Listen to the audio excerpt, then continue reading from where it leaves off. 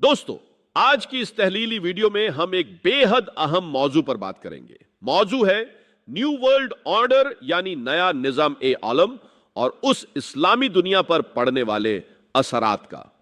सवाल यह उठता है कि आखिर वो कौन से मुल्क हैं जो आज इस निजाम की निगाह में सबसे बड़े निशाने पर हैं। उनके लिए टारगेट नंबर 1 कौन है। अगर हम नक्शे पर अरब से शुरू करके मशरिक यानी मशरिक की तरफ बढ़ते हैं तो सबसे पहले जो मुल्क हमें मिलता है वो है ईरान, और उससे आगे बढ़ने पर साउथ एशिया में हमें पाकिस्तान मिलता है। ये दोनों मुल्क अपनी अलग अलग खूबियों, अपनी अलग अलग तारीख और अपनी अलग अलग मजबूतियों के साथ आज दुनिया की उन ताकतों के निशाने पर हैं जो एक नया आलमी निजाम कायम करना चाहती हैं। आइए इस पूरी पेचीदा गुत्थी को तफसील से सुलझाने की कोशिश करते हैं। सबसे पहले बात करते हैं ईरान की। ईरान सिर्फ एक मुल्क नहीं है बल्कि एक विचार है, एक पूरा का पूरा सिस्टम है। 1969 में हुआ इस्लामी इनकलाब पूरी दुनिया ए इस्लाम में एक वाहिद यानी अकेला ऐसा इनकलाब है जो अवाम की ताकत से हुआ। यह कोई फौजी तख्ता पलट नहीं था, कोई पर्दे के पीछे की साजिश नहीं थी। यह एक मजहबी और सियासी बेदारी थी जिसने शाह की ताकतवर फौज, उसकी खुफिया एजेंसी और अमरीका जैसे बड़े हिमायती को धूल चटा दी। हो सकता है कि हम ईरान के मजहबी अकायद से पूरी तरह इत्तेफाक न रखते हों, उनके फिक्ह यानी नुक्ता ए नजर से हमें इख्तिलाफ हो, यह अपनी जगह अलग मसला है, मगर इस हकीकत से इनकार नहीं किया जा सकता कि पूरी दुनिया ए इस्लाम में हुकूमत की सतह पर फंडामेंटलिज्म यानी मजहब की हुकूमत कायम करने वाला यह पहला और सबसे कामयाब मुल्क है। हां, इस सिलसिले में सूडान का भी नाम लिया जाता है, मगर वहां जो कुछ हुआ वह किसी अवामी इनकलाब का नतीजा नहीं था। वहां एक फौजी इनकलाब से हुकूमत की शक्ल बनी। हम दुआ करते हैं कि उसमें इस्तेकामत हो, वहां से भी अच्छी खबरें आएं और यकीनी नतीजे बरामद हों। मगर बात अगर पैदाइश और बुनियाद की हो तो ईरान का मामला बिल्कुल अलग और मिसाली है। यही वजह है कि ईरान को न्यू वर्ल्ड ऑर्डर की ताकतों के लिए सबसे बड़ा चैलेंज समझा जाता है। उनके पास तेल की बेशुमार दौलत है, उनके खिलाफ सबसे सख्त इकोनॉमिक सैंक्शन लगाए गए, उन्हें तोड़ने की हर मुमकिन कोशिश की गई, बिल्कुल वैसे ही जैसे लीबिया के साथ की गई। मगर ईरान ने यह नक्शा दुनिया को दिखा दिया कि किस तरह एक मामूली से शाहबाज यानी एक छोटे ड्रोन या फौजी आले की मदद से भी बड़ी से बड़ी ताकतों को चैलेंज किया जा सकता है। उन्होंने साबित कर दिया कि वो अकेले खड़े हो सकते हैं। यह है ईरान का मामला। अब बारी आती है नंबर 2 पाकिस्तान की। पाकिस्तान सिर्फ 1947 में बनने वाला एक मुल्क नहीं है, यह एक मुकम्मल तहरीक का नतीजा है। यह 400 बरस की उस तजदीद व मसाई यानी इस्लाह और जद्दोजहद की लंबी तारीख का अमीन है। यह उस तारीख की अमानतदार है जो हिंदुस्तान की सरजमीन पर मुजद्दिद अलिफ सानी रहमतुल्लाह अलैह से शुरू होती है, जिन्होंने अकबर के दौर में दीन इलाही जैसी मिली जुली विचारधारा के खिलाफ आवाज़ उठाई और इस्लाम की खालिस तालीम को बचाए रखा। फिर उनके बाद आते हैं शाह वलीउल्लाह दहलवी रहमतुल्लाह अलैह, जिन्होंने इस्लामी विचारधारा को एक नई तरतीब दी, कुरान के तर्जुमे किए और इस्लामी उलूम को आम फहम बनाया। उन्होंने इस्लामी तालीमात को उस वक्त नई जिंदगी दी जब मुगलिया सल्तनत बिखर रही थी। उसके बाद सैयद अहमद बरेलवी रहमतुल्लाह अलैह का जिहाद आता है। उनकी तहरीक सरहदों को पार करती हुई आगे बढ़ी। यह सिलसिला थमा नहीं। फिर 20वीं सदी यानी 14वीं सदी हिजरी में अल्लामा इकबाल जैसा मुफक्किर यानी विचारक आया, जिसने मुसलमानों को एक अलग वतन का तसव्वुर यानी ख्वाब दिखाया। उसी दौर में मौलाना मौदूदी जैसा मुसन्निफ और मुफक्किर आया, जिसने इस्लामी सिस्टम को जदीद यानी नए तरीके से पेश किया और जमात ए इस्लामी की नींव रखी।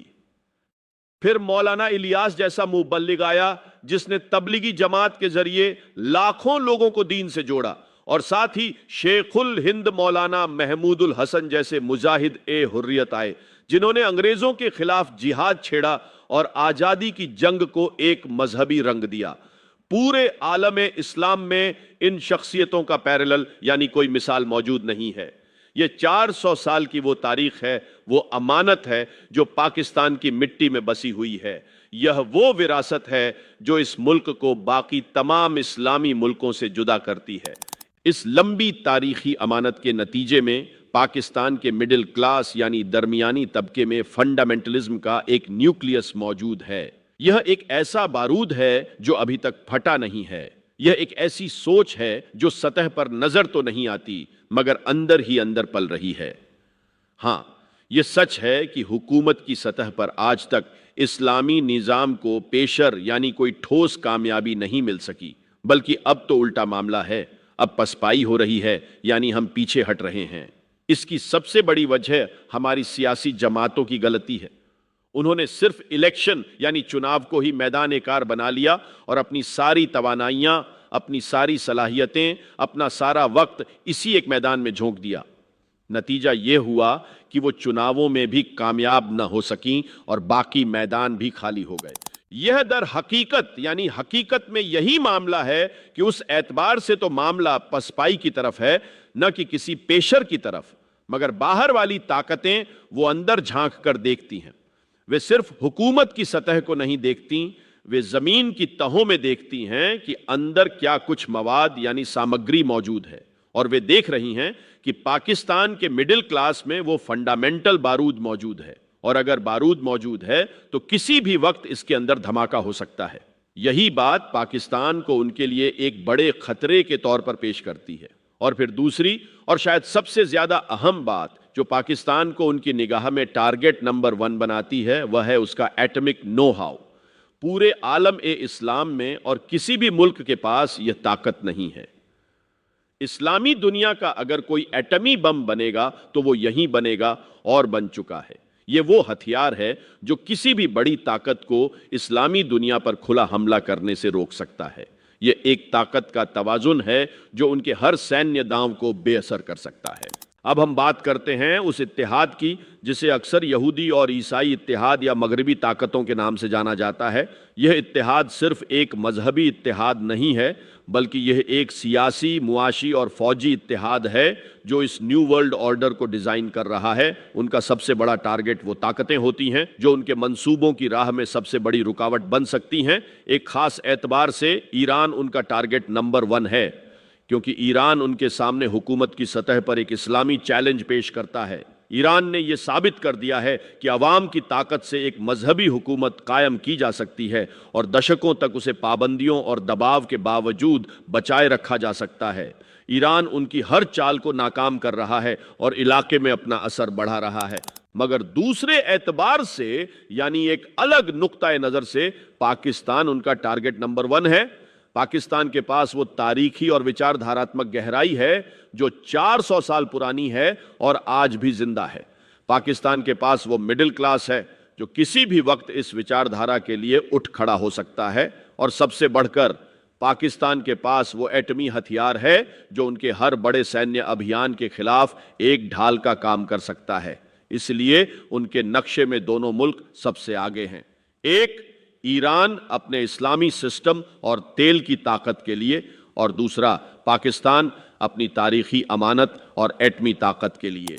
तो अगर हम इन दोनों मुल्कों को एक साथ ब्रैकेट यानी घेरे में रखें तो उसके पीछे मुख्तलिफ असबाब यानी अलग अलग लेकिन मिलते जुलते वजूहात हैं। आइए उन्हें एक बार फिर से समझ लेते हैं।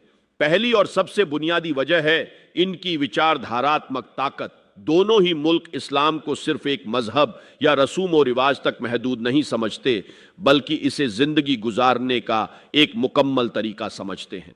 ईरान ने इसे अपने यहां सरकारी सिस्टम में ढाल दिया। पाकिस्तान में यह सरकारी सिस्टम में तो नहीं मगर अवाम के अंदर, उनके दिलों और दिमागों में गहराई तक बसा हुआ है। दूसरी वजह है इनका स्ट्रैटेजिक लोकेशन और कुदरती वसाइल। ईरान के पास दुनिया के सबसे बड़े तेल और गैस के जखीरे हैं। पाकिस्तान के पास गहरे समुंदर की बंदरगाहें हैं जैसे ग्वादर, और यह एनर्जी से भरपूर सेंट्रल एशिया का दरवाजा बनने की सलाहियत रखता है। तीसरी और सबसे खतरनाक वजह उनके नुक्ताए नजर से एटमी ताकत है। पाकिस्तान के पास इस्लामी दुनिया का इकलौता एटमी हथियार है। यह उनके दबदबे के लिए सबसे बड़ा चैलेंज है। और चौथी वजह है इनमें मौजूद इनकलाबी रूह। ईरान का इस्लामी इनकलाब आज भी पूरी तरह से जिंदा है और उसकी लहरें पूरे इलाके में फैल रही हैं। वहीं पाकिस्तान की मिट्टी में 400 साल पुरानी इनकलाबी रूह हर वक्त सांस ले रही है। यह रूह किसी भी वक्त ज्वालामुखी की तरह फट सकती है। इन्हीं असबाब की बिना पर ये दोनों मुल्क उस न्यू वर्ल्ड ऑर्डर के नक्शे में सबसे बड़े निशाने पर हैं। तो क्या इसका मतलब यह है कि ये दोनों मुल्क अब तबाह होने वाले हैं या इन पर कब्जा कर लिया जाएगा? हरगिज नहीं। यह तहलील सिर्फ एक चेतावनी है, एक अलार्म है। हमें यह समझना होगा कि हम पर क्या गुजर रही है और हमारे दुश्मन हमारे बारे में क्या सोच रहे हैं, क्या प्लान बना रहे हैं। ईरान ने दशकों की सख्त पाबंदियों के बावजूद तरक्की की है, अपने सिस्टम को बचाए रखा है। पाकिस्तान को भी अपने सियासी इख्तिलाफात यानी आपसी अख्तिलाफात को भुलाकर अपनी असली पहचान और अपनी असली ताकत को पहचानना होगा। हमें उन सियासी जमातों और रहनुमाओं से सवाल करना होगा जिन्होंने सिर्फ इलेक्शन के चक्कर में हमारी असली तवानाइयों को, हमारी असली ताकतों को खत्म कर दिया या उन्हें पनपने का मौका ही नहीं दिया। हमें उस मिडिल क्लास के बारूद को सही दिशा देनी होगी। उसे सिर्फ जज्बात ही नहीं बल्कि तालीम और तंजीम भी देनी होगी।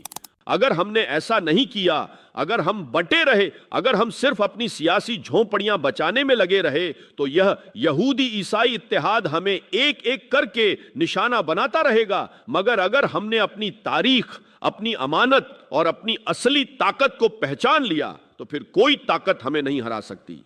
क्या हम अपनी तारीख के अमीन बने रहेंगे या फिर इस अमानत को सिर्फ किताबों के वर्कों में दफन करके खुद भी दफन हो जाएंगे? यह सवाल हम सबसे है। अगली वीडियो में हम बात करेंगे कि इस इत्तेहाद का असली एजेंडा क्या है, वो किन हथियारों से काम करता है और उनके निशाने से बचने की क्या तदबीरें हो सकती हैं। उस वक्त तक के लिए खुदा हाफिज। अपनी राय कमेंट में जरूर बताइए और वीडियो को लाइक एंड शेयर कीजिए।